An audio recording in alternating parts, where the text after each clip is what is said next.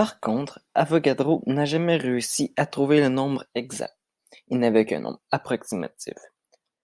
Ce ne fut que plus tard que Robert Millikan a découvert le nombre le plus exact.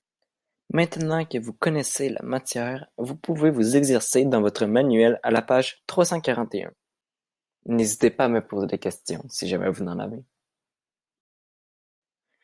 Bon, maintenant que vous vous êtes exercé et que vous avez bien compris, nous allons parler de ses hypothèses. Son hypothèse la plus connue est la suivante.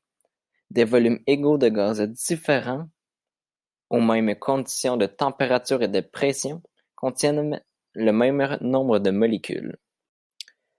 Son hypothèse a eu un raisonnement extrêmement brillant, qui a deux parties.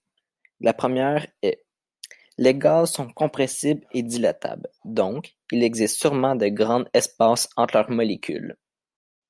La deuxième partie est plus complexe car elle contient des lois que nous n'avons pas encore vues, mais que nous allons voir au cours de l'année. Donc, le deuxième raisonnement est que les gaz ont la même loi de compressibilité.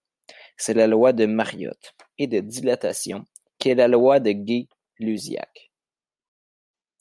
Il en déduit qu'il doit avoir le même nombre de vides, si l'on peut dire ça comme ça, dans un volume donné. Si le nombre de vides est identique, alors le nombre de molécules est aussi identique.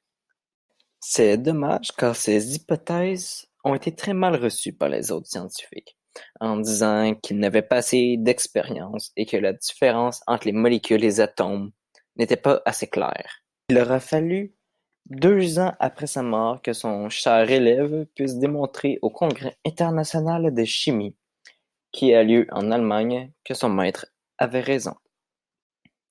Donc, merci chers élèves d'avoir été à l'écoute durant tout le cours.